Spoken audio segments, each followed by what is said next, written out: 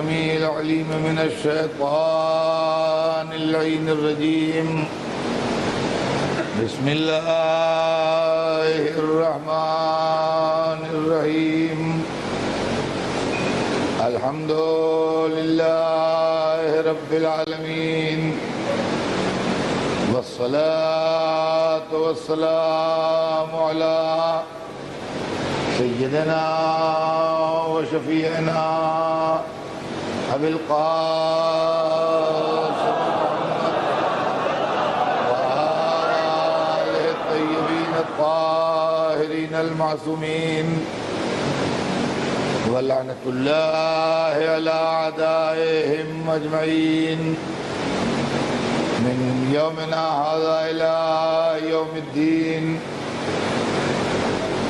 أما بعد فقد قال الله سبحانه تبارك وتعالى في كتابه المبين وهو أصدق الصادقين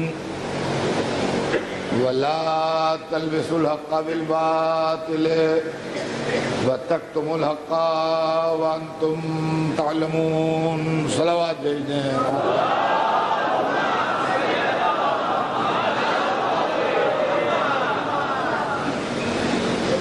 خدا حمد عالم قرآن مجید میں ارشاد فرما رہا ہے کہ اور حق کو باطل سے نہ ملاؤ اور حق کو نہ چھپاؤ جبکہ تم جانتے ہو، اچھی طرح سمجھتے ہو معاملات کو.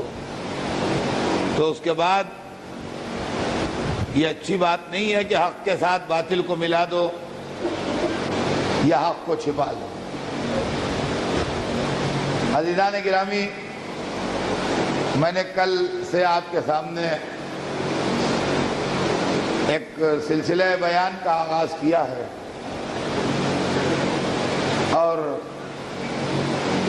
وہ میرا عنوان اور میرا ٹاپک ہے مذہب اور سیاست. اس لیے کہ مذہب کی تمام تر بربادی اور مذہب کی تمام تر تباہی اور مذہب کو جو غلط طریقے سے پیش کیا گیا اس کی پوری طرح ذمہ دار سیاست ہے. اور جب ہم مذہبوں کی تاریخ دیکھتے ہیں تو ہماری سمجھ میں یہ آتا ہے کہ مذہب کو برباد کرنے والی طاقت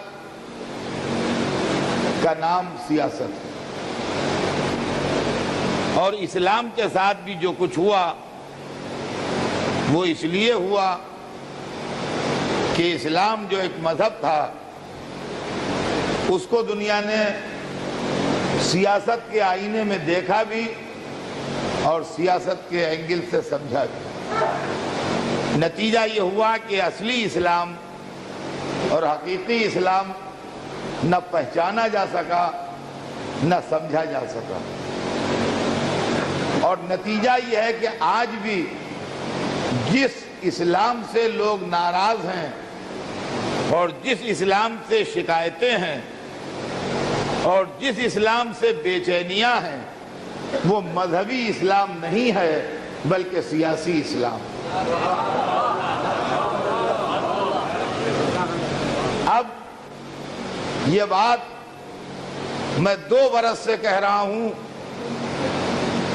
اور ریپیٹ اس لیے کر رہا ہوں کہ دماغوں میں بیٹھ جائے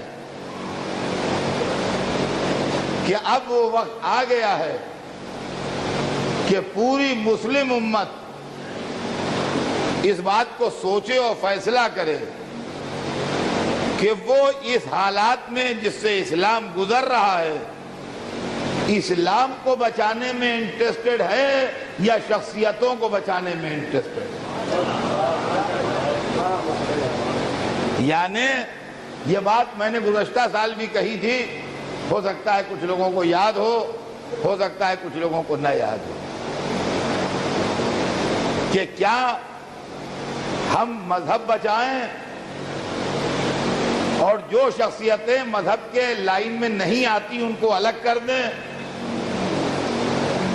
یا شخصیتوں کو بچائیں اور مذہب کو بدنام ہونے دیں، برباد ہونے دیں۔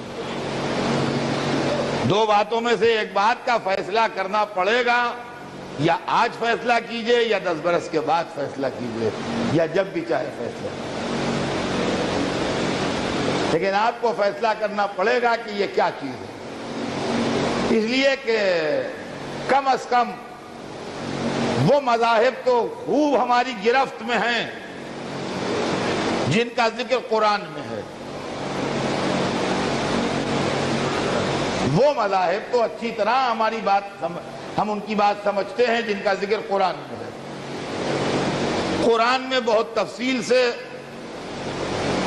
یہودیت کا ذکر ہے،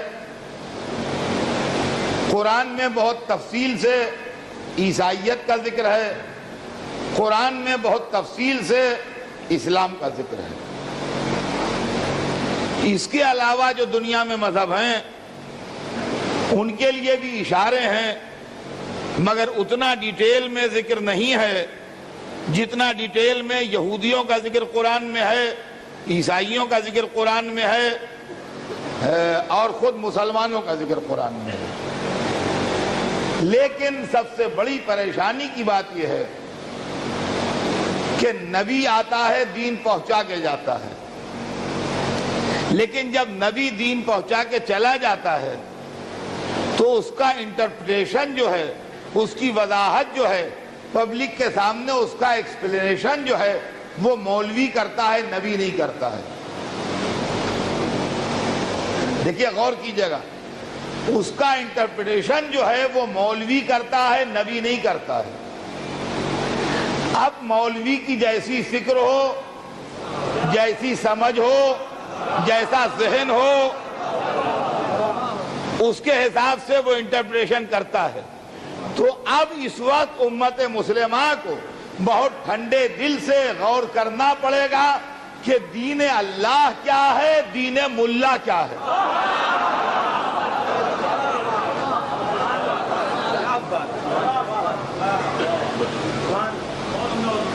اس سے میرا مقصد کسی پرسن کو نقصان پہنچانا یا کسی آدمی کی توہین کرنا نہیں ہے، یہ میں ایک اصولی بات کہہ رہا ہوں کہ ہمیں یہ دیکھنا پڑے گا کہ دین اللہ کیا ہے اور دین ملا کیا ہے، اور اس میں سے دونوں کو الگ الگ کرنا پڑے گا۔ ہم جب قرآن شروع کرتے ہیں اور قرآن کھولتے ہیں، جو آسمانی کتاب ہے اللہ کی طرف سے آئی بھی،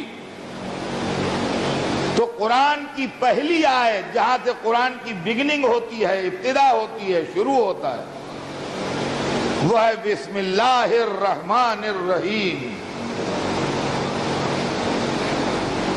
یہی ہے نا، سورہ الحمد پہلا سورہ ہے قرآن کا، اور سورہ الحمد کی پہلی آیت یہی ہے۔ تو قرآن کی بگننگ، قرآن کی ابتدا، قرآن کی شروعات ہوتی ہے بسم اللہ الرحمن الرحیم۔ کیا مطلب ہوا اس کا؟ دیکھیے، پہلی امیج، پہلی تصویر، پہلا امپریشن کیا بنتا ہے؟ بھائی پہلا امپریشن اور پہلی تصویر دماغ میں پہلی آیت سے بنے گی نا۔ تو آپ تو پیدائشی مسلمان ہیں، نسلی مسلمان ہیں، ٹھیک ہے، ایک نیا آدمی بالکل اگر آج قرآن کھول کے شروع کرتا ہے تو پہلی تصویر یہ ہے کہ اس اللہ کے نام سے شروع کرتا ہوں جو رحمان ہے اور رحیم ہے۔ یعنی ہم کو جو قرآن نے اللہ کا انٹروڈکشن دیا، تعارف دیا، وہ یہ تھا کہ اللہ بڑا رحم کرنے والا ہے، بڑا کرم کرنے والا ہے، بہت رحیم ہے، بہت رحمان ہے، معاف کرنے والا ہے، عفو کرنے والا ہے، بخش دینے والا ہے، ہر آدمی پر رحم کرنے والا ہے۔ آپ کسی بڑے افسر کے پاس جا رہے ہوں اور آپ پوچھیں کہ صاحب کا مزاج کیسا ہے، کس ٹائپ کا ہے، کیا ہے، اور وہ بتائے آدمی جو اس کی خدمت میں رہتا ہے کہ صاحب بڑے رحم دل ہیں، بڑے نیک ہیں، بڑے معاف کر دینے والے ہیں، بڑے بخش دینے والے ہیں لوگوں کو، تو آپ کا کتنا دل خوش ہوگا کہ ایک ایسے افسر کے سامنے جا رہے ہیں کہ جس کا مزاج بڑا نرم ہے، معاف کر دینے والا ہے، بخش دینے والا ہے۔ قرآن میں جو اللہ کی تصویر پیش کی پہلی وہ یہ تھی کہ وہ رحمان اور رحیم ہے، لیکن میں کیا بتاؤں کہ علماء کی جب تقریریں سنی تو سوائے قہار و جبار کے کوئی دوسری بات ہی نہ سنی۔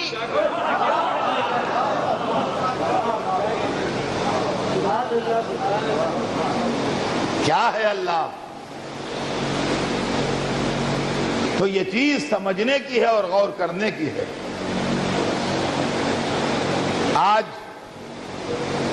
عام طور سے اسلام کے لیے یہ شکایت ہے کہ مسلمان یہودیوں کو برا کہتے ہیں۔ ایک سیکشن ڈیمانڈ کرتا ہے کہ قرآن میں یہودیوں کے خلاف بہت ہے، یہ یہودیوں کے اگینسٹ میں نفرت پھیلا رہا ہے۔ دوسرا سیکشن کہہ رہا ہے قرآن میں عیسائیوں کے خلاف بہت ہے، یہ عیسائیوں کے خلاف قرآن نفرت پھیلا رہا ہے۔ تیسرا سیکشن یہ کہہ رہا ہے قرآن میں کافروں کے لیے بہت کچھ کہا گیا ہے، آپ کے ہندوستان میں بھی ہے، اور قرآن میں بڑی نفرت پھیلائی جا رہی ہے۔ وہ دین جو محبت پھیلانے آیا تھا اس کو نفرت پھیلانے کا مذہب بتایا جا رہا ہے۔ کیا اب بھی وقت نہیں آیا ہے کہ ہم قرآن کے لیے، اسلام کے لیے، دین کے لیے، مذہب کے لیے کھڑے ہوں اور دنیا کو بتائیں کہ تمہارے نظریات غلط ہیں، اسلام وہ نہیں ہے جو تم سمجھ رہے ہو؟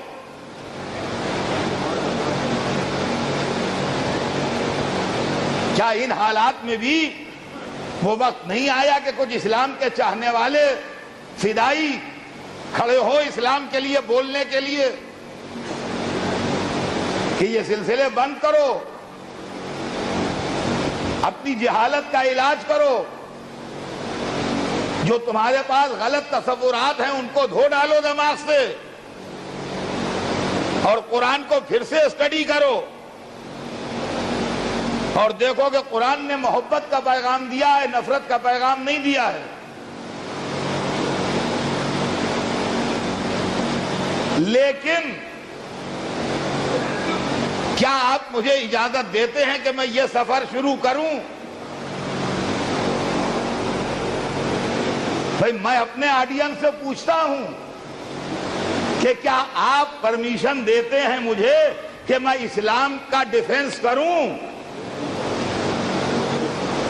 کیا آپ کی رائے ہے کہ میں اسلام کی طرف سے بولوں کہ اسلام نے یہودیوں کو، عیسائیوں کو، کافروں کو، کسی کو بلا وجہ برا نہیں کہا ہے؟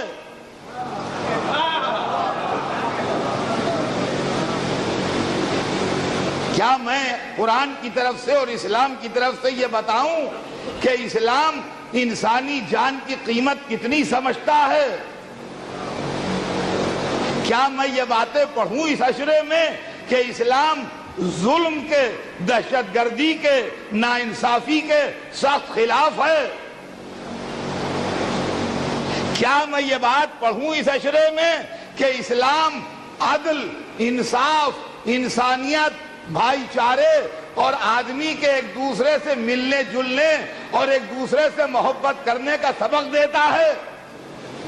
کیا آپ اجازت دیتے ہیں کہ میں اسلام کی یہ تصویر پیش کروں کہ اگر تم نے اپنے دشمنوں سے بھی معاہدے کیے ہیں تو ان کو پورا کرو، اگر کوئی تمہارا عدو بھی تمہاری پناہ میں آ جائے تو اس کو بچا لو؟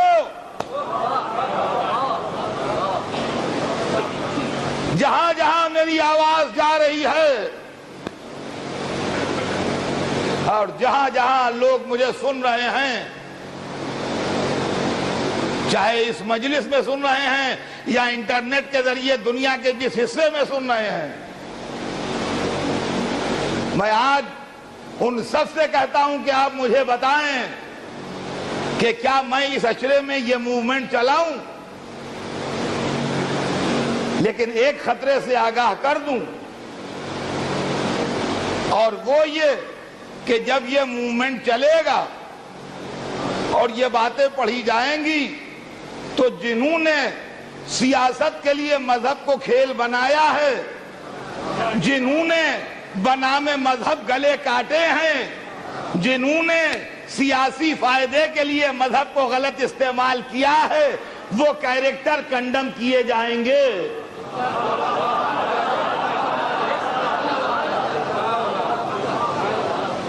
یہ سمجھ لیجئے، یہ بات سمجھ لیجئے کہ جنہوں نے ناانصافیاں کی ہیں، جنہوں نے ظلم کیے ہیں، جنہوں نے انسانوں کو ستایا ہے، جو قتل و غارت گری و خون کے ذمہ دار ہیں، جنہوں نے مذہب کو اپنے فائدے کے لیے استعمال کیا ہے، وہ کیریکٹرز کنڈم ہوں گے۔ اور جب وہ کیریکٹرز کنڈم ہوں گے تو پھر چشم و ابرو پر بل نہ پڑیں گے۔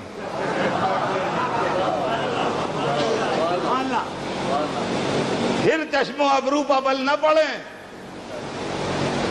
اس لیے کہ اب میں مذہب کی اور سیاست کی تاریخ شروع کرنے جا رہا ہوں اور اپنے بیان کا آغاز کر رہا ہوں، شروع کر رہا ہوں آج سے اپنے بیان کو۔ کل کا بیان تو تمہید تھا، بیان تو آج سے شروع ہوگا۔ اسلام ایک دین ہے۔ میں کل آپ کی خدمت میں عرض کر چکا کہ دین انسان کو انسان بنانے آیا ہے۔ دین انسان کو انسان بنانے آیا ہے۔ دین دلوں کو جوڑنے آیا ہے، توڑنے نہیں آیا ہے۔ دین وہ دیواریں گرانے آیا ہے جن سے ٹکرا کے انسانیت کا سر زخمی ہوتا ہے۔ دین دیواریں اٹھانے نہیں آیا ہے۔ پہلے آپ میرے دعوے سنیے، اس کے بعد دلیلیں سناؤں گا۔ جو دیواریں اٹھی ہوئی ہیں جن سے انسانیت کا سر ٹکرا ٹکرا کے زخمی ہوتا ہے، رنگ ایک دیوار ہے۔ یہ کالی قومیں ہیں، یہ گوری قومیں ہیں، یہ زرد رنگی قومیں ہیں، یہ گہوے رنگی قومیں ہیں۔ کلر جو ہے وہ ایک دیوار ہے۔ لینگویج ایک دیوار ہے۔ یہ اردو اسپیکنگ ہے، یہ گجراتی اسپیکنگ ہے، یہ تمل اسپیکنگ ہے، یہ تیلگو اسپیکنگ ہے، یہ ہندی اسپیکنگ ہے، یہ بنگالی اسپیکنگ ہے، یہ عربی اسپیکنگ ہے، یہ پرشین اسپیکنگ ہے، یہ انگلش اسپیکنگ ہے، یہ اسپینش اسپیکنگ ہے۔ لینگویج ایک بیریئر ہے، دیوار ہے جس سے انسانیت سر ٹکراتی ہے۔ سرحدیں ہزاروں سال سے خون پیتی آئی ہیں اور انسانیت کے لاشیں دیکھتی آئی ہیں۔ یہ ایک دیوار ہے۔ علاقے دیوار ہیں۔ مذہب نے ان دیواروں کو گرایا ہے۔ مذہب نے ان دیواروں کو گرایا ہے۔ اب سنیے مذہب کیا کہتا ہے۔ قرآن ارشاد فرماتا ہے ایھا الناس، میری آواز جہاں جہاں جا رہی ہے، جس مذہب کا انسان سن رہا ہے وہ سنے، اس لیے کہ یہ پرابلم ہر ایک کے ساتھ ہے۔ کہیں رنگ کا مسئلہ ہے، کہیں نسل کا مسئلہ ہے، کہیں کاسٹ کا مسئلہ ہے۔ ہمیں اپنے گھر کی پرابلم بھی معلوم ہے، دوسروں کے گھر کی پرابلم بھی معلوم ہے۔ ہر ایک سنیں۔ اب آئیے مذہب کا ورژن سنیے۔ اللہ بول رہا ہے، جس نے سب کو بنایا ہے وہ بول رہا ہے۔ آپ جو چاہے اس کو نام دے دیجئے، اس سے بحث نہیں۔ جس نے اس پورے کائنات کو کریٹ کیا ہے وہ بول رہا ہے۔ آپ جس نام سے چاہے اسے پکاریے، اس سے کوئی فرق نہیں پڑتا۔ وہ کیا کہتا ہے؟ وہ کہتا ہے ایھا الناس، اے انسانوں۔ پہلی آواز ایسی ہے جس میں سب مڑ کے دیکھیں۔ اے انسانوں، اے مسلمانوں نہیں، سمجھ لیجئے، اے مسلمانوں نہیں، اے انسانوں، اے عربوں نہیں، عرب نہیں، اے انسانوں ایھا الناس۔ چاہے عرب ہوں، چاہے نان عرب ہوں، چاہے مسلم ہوں، چاہے نان مسلم ہوں، چاہے کالے رنگ کے ہوں، چاہے گورے رنگ کے ہوں، چاہے گہما رنگ کے ہوں، چاہے زرد رنگ کے ہوں، انسان تو سب ہے نا، ہیومن بینگ تو سبھی کہلائیں گے۔ اے انسانوں، بالکل شروع سے آپ کی ہسٹری سنا رہا ہے آپ کا کریٹر، آپ کا بنانے والا۔ انا خلقناکم، ہم نے تمہیں بنایا ہے۔ خدا کی قسم، کتنا پیار جھلک رہا ہے اس جملے میں، کتنی محبت جھلک رہی ہے اس جملے میں۔ میں مثال دوں گا، مثال ذرا سی گڑبڑ ہے تھوڑی سی، اس لیے کہ اللہ خالق ہے، ہم اللہ کے مخلوق ہیں، بندے ہیں، بچے نہیں ہیں اللہ کے۔ یہ سمجھ لیجئے، ہم اللہ کے بندے ہیں، اللہ کے بچے نہیں ہیں۔ لیکن مثال کے طور پر میں آپ سے بتاتا ہوں کہ ایک آدمی کے 6 لڑکے ہیں، آپس میں جھاؤں لڑے مر رہے ہیں، جائیداد کے لیے، پیسے کے لیے، زمین کے لیے، دکان کے لیے، مکان کے لیے، پراپرٹی کے لیے، کیش کے لیے ایک دوسرے کا خون بہائے دے رہے ہیں۔ لیکن جب باپ بولے گا تو سبھی بچے اس کے اپنے ہیں، تو سب اس کو پیارے ہوں گے کہ نہیں ہوں گے؟ ہے کہ نہیں؟ تو باپ تو خلقت کا ایک پردہ ہے خالی، باپ تو وسیلہ ہے، اصل خالق تو اللہ ہے۔ باپ تو وسیلہ ہے۔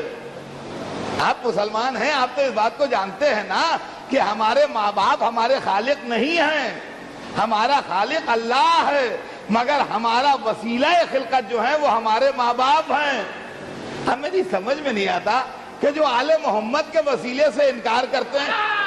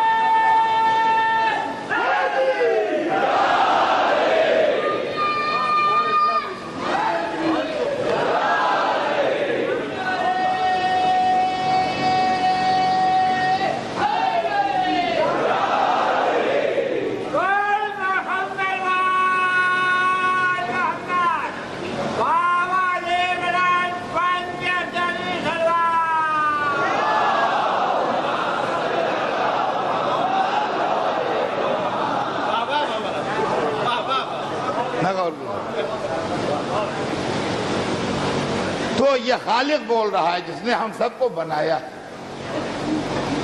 ایھا الناس، اے انسانوں، انا خلقناکم، ہم نے تمہیں خلق کیا ہے. ہم نے، اس کے سوا کوئی نہیں کہہ سکتا. اس کے سوا یہ جملہ کوئی کہی نہیں سکتا. اب خلقت کا طریقہ ہی بتا رہا ہے. من ذکر و انثی، مرد و عورت کے ذریعے، ماں باپ کے ذریعے ہم نے تمہیں خلق کیا ہے. وَجَعَلْنَاكُمْ شُعُوبًا وَقَبَائِلَ، اور تمہارے اندر سیکشنز رکھے ہیں، شعبے رکھے ہیں. یہ عرب ہیں، یہ عجم ہیں، یہ انڈین ہیں، یہ ٹرکش ہیں، یہ یورپین ہیں، یہ افریقن ہیں، یا آسٹریلین ہیں. یہ جس طرح سے بھی جو تقسیمیں دنیا میں جیسے جیسے ہوں. وَجَعَلْنَاكُمْ، اور ہم نے تمہارے اندر شعبے رکھے ہیں، سیکشنز رکھے ہیں. وَقَبَائِلَ، اور قبائل رکھے ہیں، ٹرائبس رکھے ہیں، قبیلے ہیں. یہ فلاں قبیلہ ہے، یہ فلاں قبیلہ ہے، یہ فلاں خاندان ہے، یہ فلاں خاندان ہے. گروپ ہیں، یہ فلاں لوگ ہیں، یہ فلاں لوگ ہیں.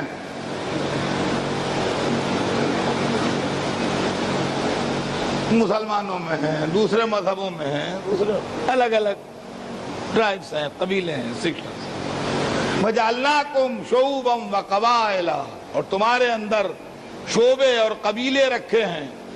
کیوں رکھے ہیں؟ وائی، کس لیے؟ اس لیے نہیں کہ ایک دوسرے کو مارو، اس لیے نہیں کہ ایک دوسرے کا خون پی جاؤ، اس لیے نہیں کہ ایک دوسرے سے خدمت لو، اس لیے نہیں کہ ایک دوسرے کو ذلیل سمجھو، اس لیے نہیں کہ ایک دوسرے کو کم نظر سے دیکھو کہ ہم تو اونچے خاندان کے ہیں، ہم تو کرسی پہ بیٹھیں گے، یہ زمین پہ بیٹھے ہمارے سامنے کرسی پہ کیسے بیٹھے گا؟ یہ بھلا ہمارے سامنے یہ کرسی پہ بیٹھے نہیں؟ یہ وقت آ گیا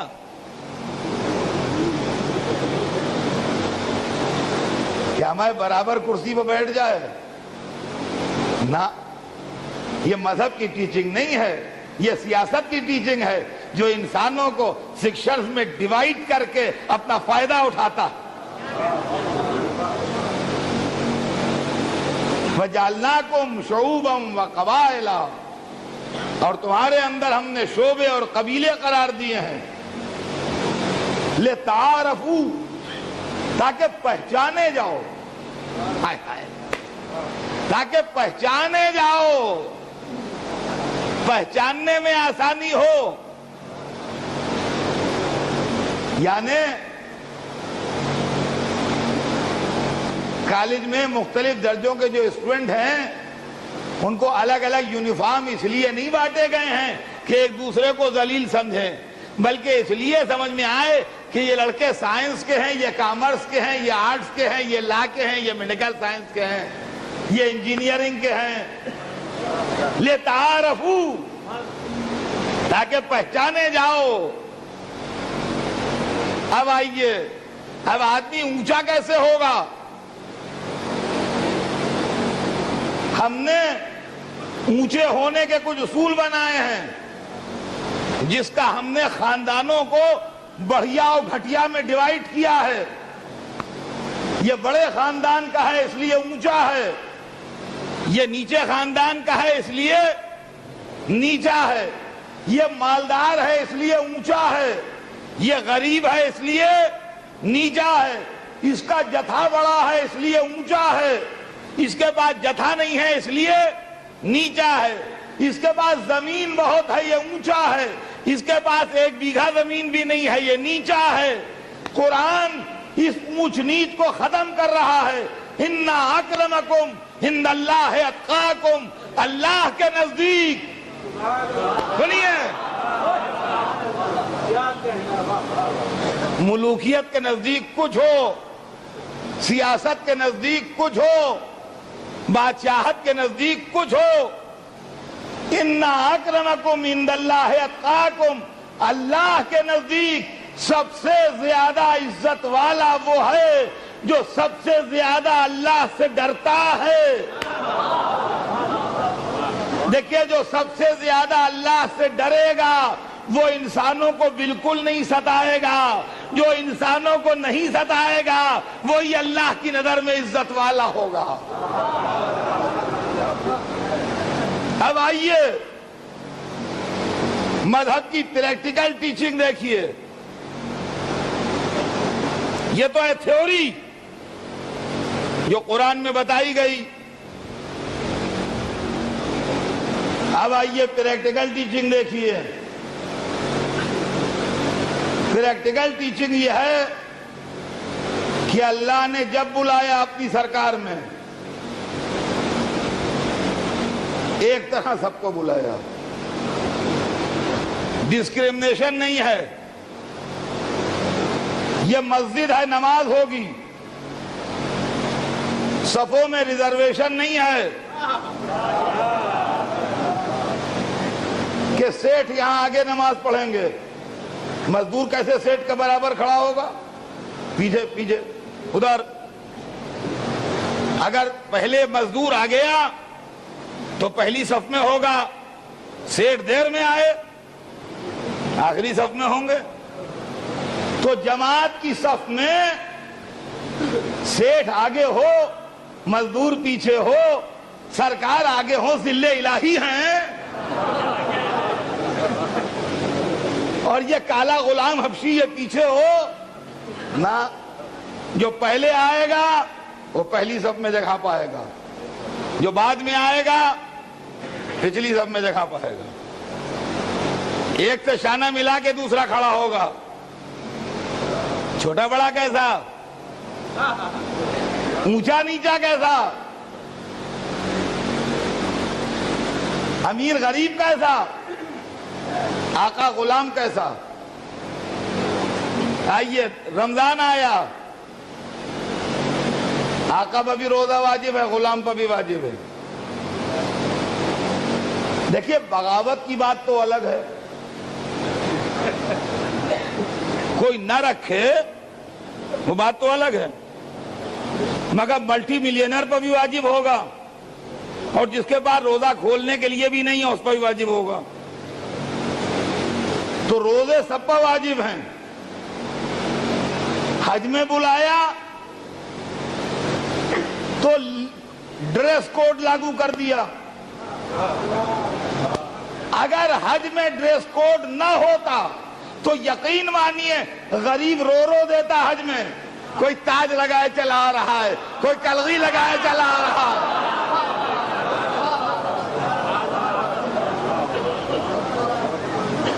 ان کا یہ فلاں جگہ کے بادشاہ آ رہے ہیں, یہ فلاں جگہ کے بادشاہ آ رہے ہیں, یہ فلاں نواب آ رہے ہیں, یہ فلاں کنگ آ رہے ہیں, یہ فلاں لارڈ آ رہے ہیں. ارے نہ پوچھیے آپ کون کون سے ڈریس ہوتے. ہائے ہائے غریب رو دیتے خدا کی قسم.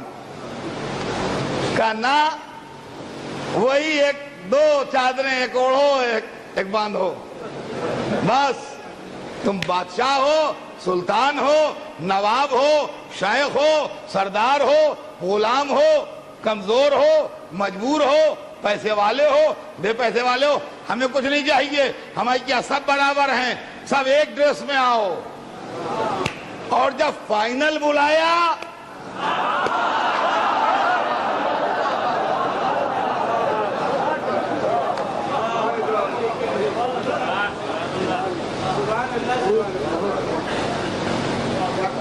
تو بھیا قبر وغیرہ کتنی بڑی بنے گی سب اسلام میں لکھا ہوا ہے. اب قبر میں دفن کرنے کے بعد آپ اس پر تاج محل بنا لیجئے, وہ الگ بات ہے. مگر قبر میں کتنی کیپیسٹی ہوگی یہ نہیں ارے بھائی بادشاہ سلامت کی قبر ہے 100/100 کے حال میں دفن ہوں گے.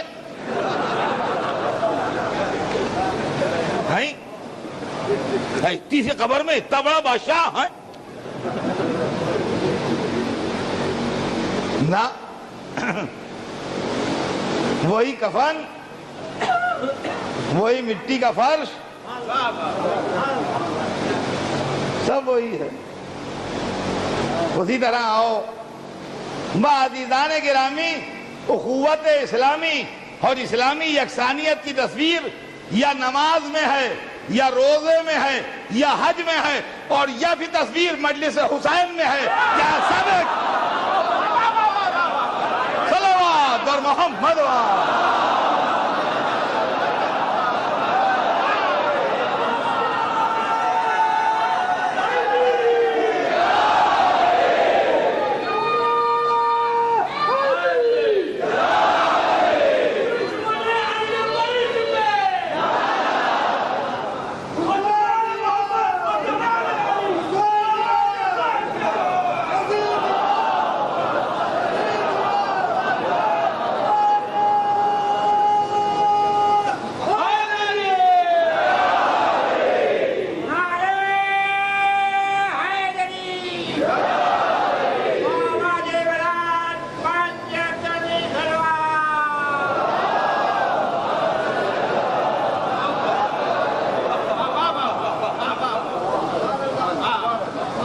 یہ مذہب ہے,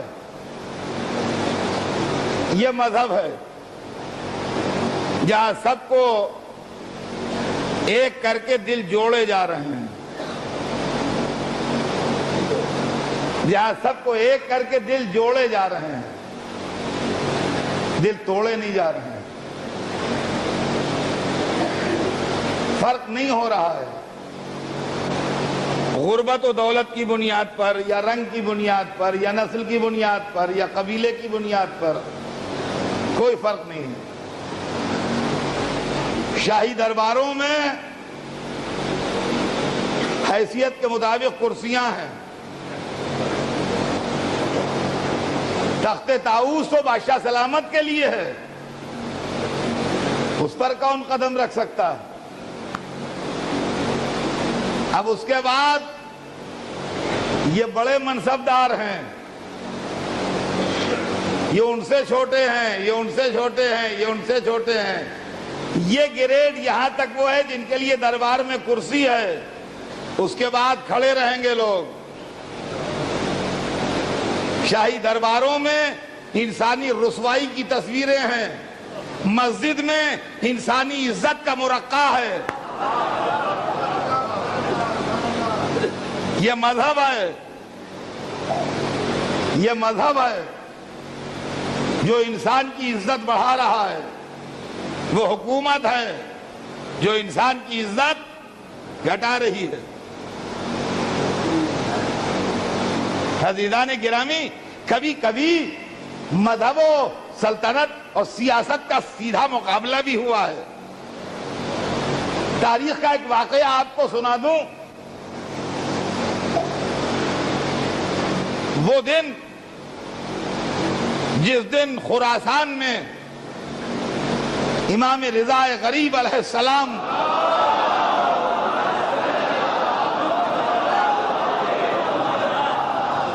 کا جشن ولی عہدی تھا, تو رات کو بادشاہ کی طرف سے دعوت تھی. رات کو بادشاہ کی طرف سے دعوت تھی, رائل ڈنر. بادشاہ وقت نے امام کے آنر میں ڈنر دیا تھا. اور یہ سمجھ لیجئے کہ مامون رشید اور ہارون رشید یہ وہ دو بادشاہ تھے بنی عباس کی ہسٹری میں جن کا پیریڈ ملکی اعتبار سے بنی عباس کا گولڈن پیریڈ کہلاتا ہے. یعنی جو اسٹیٹس جہانگیر اور شاہجہاں کو مغل خاندان میں اور مغل ڈائنسٹی میں ہے, وہی اسٹیٹس ہارون و مامون کو عباسی ڈائنسٹی میں ہے. تو فرمایا آپ نے اقتدار اپنے پیک پر، یہاں سے وہاں تک ڈنر کا انتظام ہے۔ ذرا یہ واقعہ غور سے سنیے گا، اس لیے کہ میرے سبجیکٹ کے اندر آتا ہے۔ ایک طرف مذہب ہے، دوسری طرف سیاست ہے۔ ملوکیت و سیاست کو ریپرزینٹ کر رہا ہے مامون جو ڈنر دے رہا ہے، اور مذہب کو ریپرزینٹ کر رہے ہیں امام رضا جن کے آنر میں ڈنر ہے۔ ایسے مواقع ہسٹری میں ریئر ہیں، روز روز نہیں ملتے، لہذا اس منظر کو دیکھیے گا آپ۔ یہاں سے وہاں تک بڑے حال میں دسترخوان بچھا ہے، بہترین کھانا چنا ہے، اور سلیکٹڈ لوگ، بہت ہی اونچے گریڈ کے آفیسرز، بہت ہی بڑے آرمی کے لوگ، جنرل رینک کے مثلا جو بھی اس زمانے میں رہا ہو، رائل فیملی کے بڑے بڑے لوگ، چھوٹی پر کے بھئی یہی ہے، اس میں عام آدمی کا گزر ہی وہاں کہاں۔ اور چونکہ امام کے آنر میں ڈنر ہے، لہذا امام صدر میں بیٹھے ہیں، کھانا چن دیا گیا، اور چونکہ شاہی ڈنر ہے یہ اور بادشاہ کی طرف سے خاص ڈنر ہے، لہذا ہر آدمی کے پیچھے ایک غلام ہاتھ باندھے کھڑا ہے سروس کے لیے۔ ہر آدمی کے پیچھے ایک غلام ہاتھ باندھے سروس کے لیے کھڑا ہے۔ وہاں دو چار آدمیوں پر ایک آدمی نہیں ہے کہ ایک ٹیبل پر دو آدمی سرو کریں، نہ، ہر آدمی کے پیچھے سروس کے لیے ایک آدمی سیپریٹ الگ، اس لیے کہ حکومت کے بعد غلاموں کی تو کمی ہوتی نہیں، لہذا ہر آدمی کے پیچھے ایک آدمی ہاتھ جوڑا بڑا۔ دسترخوان چنا ہوا ہے، کھانا چنا ہوا ہے، امام تشریف رکھتے ہیں، ہر ایک کی نظر دست مبارک امام پر ہے کہ حضرت ہاتھ بڑھائیں کھانے کی طرف تو اور لوگ بھی شروع کریں۔ جب 2-3 منٹ گزر گئے اور امام نے ہاتھ نہیں بڑھایا کھانے کی طرف، تو کسی نے عرض کیا، یا ابن رسول اللہ، سارا مجمع آپ ہی کا منتظر ہے، آپ بسم اللہ کریں تو کھانا شروع ہو۔ کسی نے عرض کیا کہ فرزند رسول، سارا مجمع آپ کے انتظار میں بیٹھا ہے، آپ بسم اللہ کریں تو لوگ اور شروع کریں۔ بس جیسے ہی اس نے حضرت سے یہ کہا، ایک دفعہ نظر اٹھی، اب یہاں سے وہاں تک ایک دو طرف تو صف بیٹھی ہوئی ہے،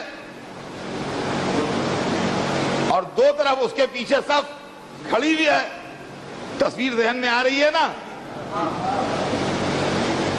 میں ایک دفعہ نظریں اٹھا کے ذرا جو کھڑے ہوئے لوگ ہیں ان کی طرف دیکھا، کہا، اور یہ حضرات جو کھڑے ہیں، یہ حضرات، جی حضور یہ غلام ہے، سر یہ غلام ہے، یہ غلام ہے۔ کہا مسلمان نہیں ہے؟ نہیں سب، ارے سب مسلمان ہیں۔ کہا بھائی تو بھی بیٹھو، ہمارے جد کی یہ تعلیم نہیں ہے، آؤ آؤ۔ ہر سردار کے پہلو میں ایک غلام کو بٹھایا، ہر سردار کے پہلو میں ایک غلام کو بٹھایا، اور بات وہ کہہ دی کہ اگر کوئی غلام کو اٹھائے تو اسلام اس کو اٹھا دے۔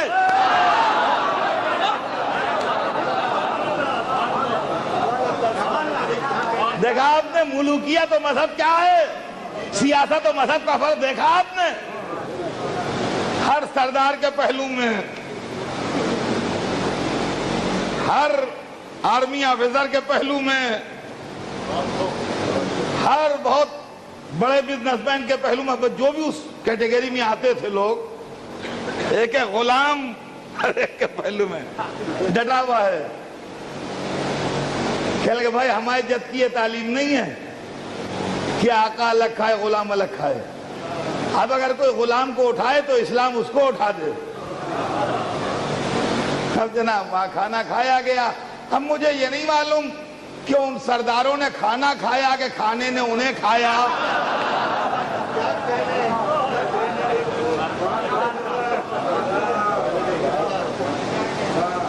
لیکن عزیزان گرامی یہ ہے اسلام اور یہ ہے تعلیم مذہب. اور عزیزان گرامی یہی چیز کربلا میں نظر آ رہی تھی. آج تک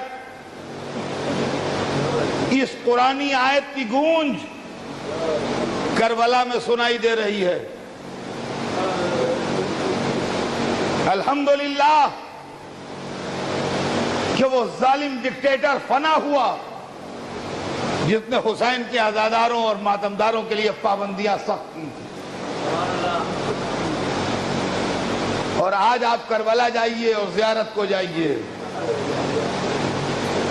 تو وہاں جو گنج شہیداں ہے، جو لوگ زیارت کربلا معلّہ کر چکے ہیں وہ واقف، جو نہیں گئے ہیں مولا انہیں بلائیں.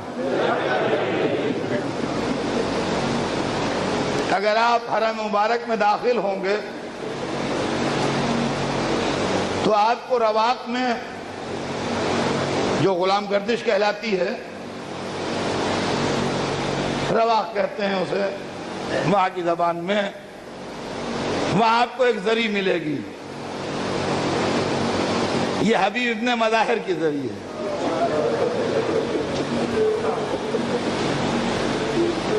امام کی مصلحت امام ہی جانتا ہے.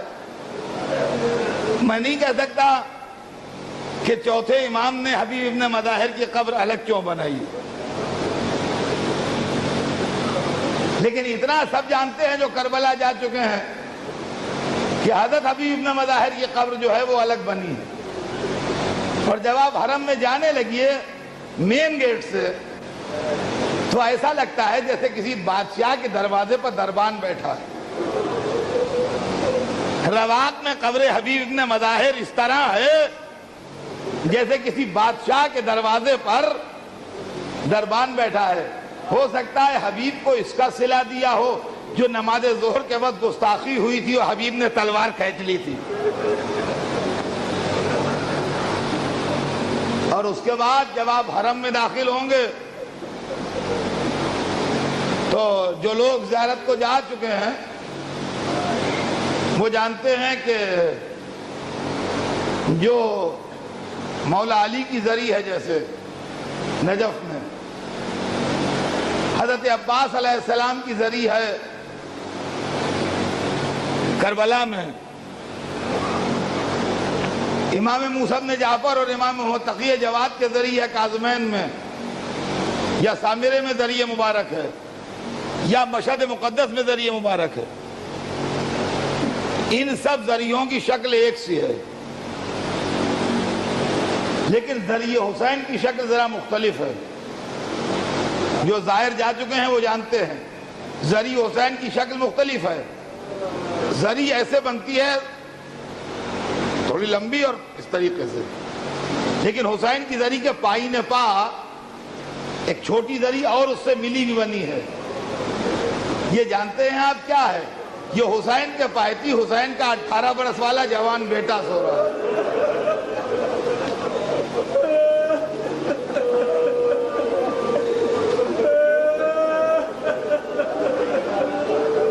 یہ حضرت علی اکبر کی ذریعہ ساتھ میں ہے امام حسین،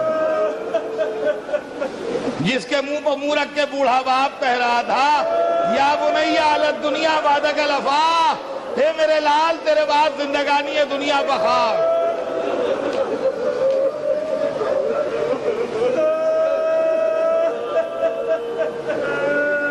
اور جب آپ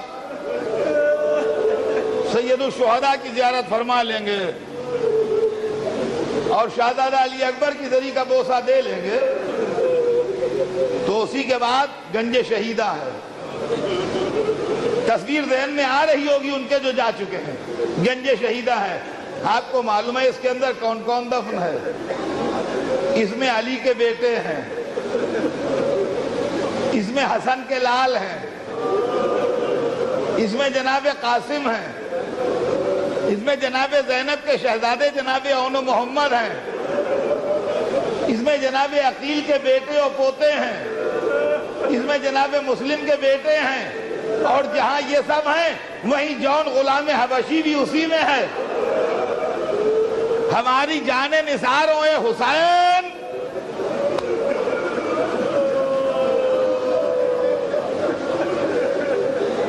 عزیزان گرامی، جون حبشی تھے، حضرت ابوذر کے غلام تھے، حضرت ابوذر خود اس گھر کی غلامی میں تھے، لہذا ابوذر کے بعد ان کے غلام اسی در سے وابستہ رہے۔